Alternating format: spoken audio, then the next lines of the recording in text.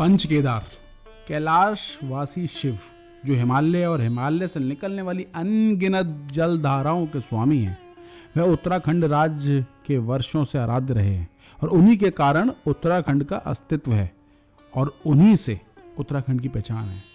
ऐसा इसलिए कह रहा हूं क्योंकि हिमालय का यह भूभाग आदिकाल से ही केदारखंड के नाम से प्रसिद्ध था और आज भी केदारेश्वर के नाम से ही इस भूमि को जाना जाता है।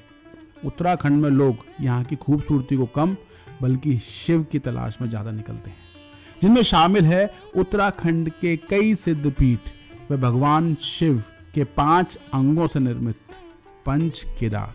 हिंदू ग्रंथ कहते हैं कि इन पंच केदार के एक बार कोई दर्शन कर ले तो उसके सारे कुल और पूर्वजों का तरण हो जाता है। फिर सवाल ये उठता है कि आखिर कौन है वे पंच केदार, क्या है इन पंच केदारों के पीछे की कहानी। तो चलिए जानते हैं पंच केदार के पीछे की कहानी। अक्सर आपने पंच केदार के बारे में सामान्य ज्ञान की किताबों में पढ़ा होगा और आप उनके नाम भी जानते होंगे, लेकिन आपने कभी इन पंच केदार के इतिहास के बारे में जाना है? असल में पंच केदार की सारी कहानी पांडवों के स्वर्गारोहण और उनके केदार खंड में शिव के दर्शनों से जुड़ी है और इन पंच केदारों का उद्गम भी उसी घटना का परिणाम है।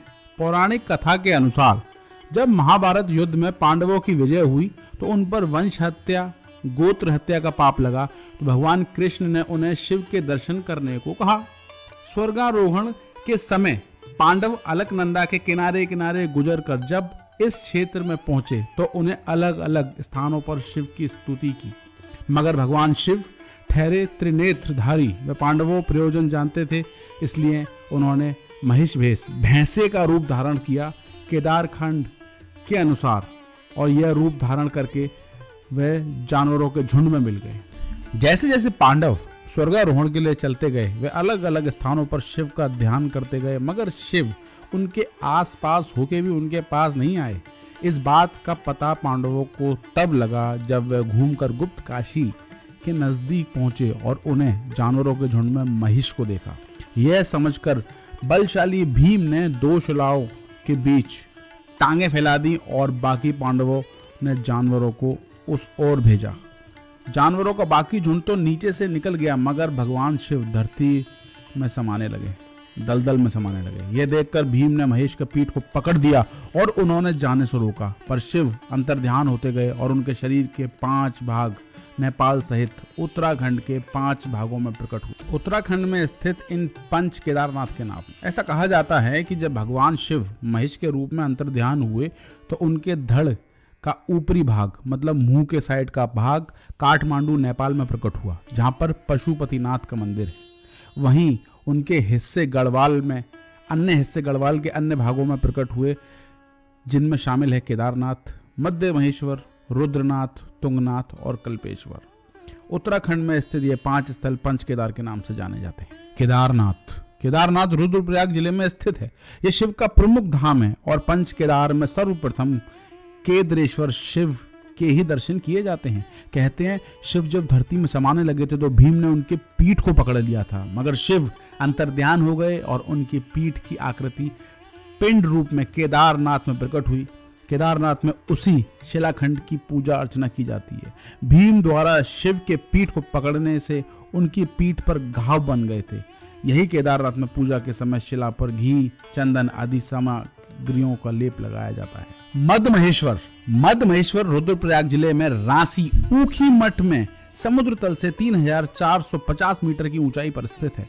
मध्य महेश्वर में शिव की नाभि की पूजा अर्चना की जाती है। पंच केदारों मध्य महेश्वर की द्वितीय स्थान पर पूजा की जाती है।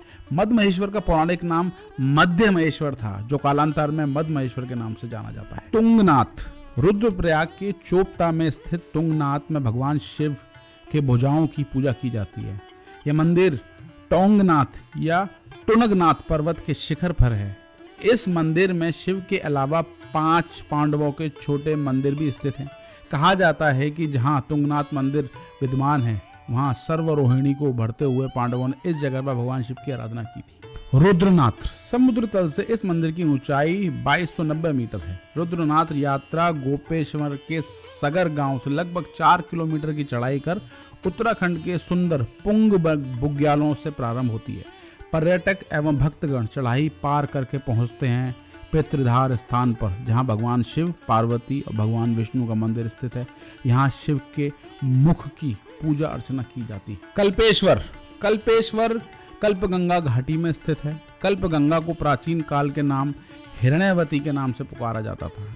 इस दाहिने स्थान पर स्थित भूमि को दुर्वासा भूमि भी कहा जाता है। इस जगह पर ध्यान बद्री का मंदिर है। कल्पेश्वर में शिव की जटा प्रकट हुई थी। पंच केदार में 5वें स्थान पर कल्पेश्वर महादेव की पूजा की जाती है। और आप लोगों को बता दीजिए कि इस चैनल को आप सब्सक्राइब और लाइक जल्दी से कर लीजिए। तुंगनाथ की पूरी जर्नी 3 भागों में बांटकर इस चैनल पे हमने बहुत ही सुंदर नज़ारों के संग पोस्ट की हुई है। इस चैनल को प्यार दीजिए, लाइक कीजिए और सब्सक्राइब करिए। महादेव की ऐसी जानकारी और ऐसे सुंदर सुंदर मंदिरों को हम आपको घुमाएंगे। तब तक के लिए हर हर महादेव।